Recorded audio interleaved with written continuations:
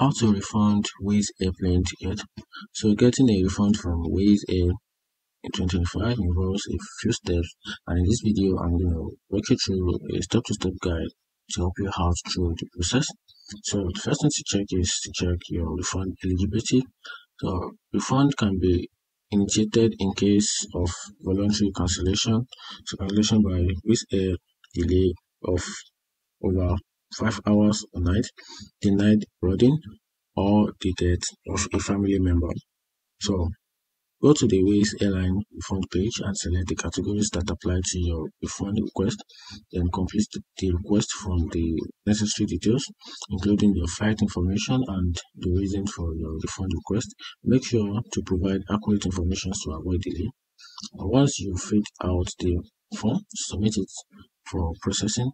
Wizz Air will review your request and notify you of the status.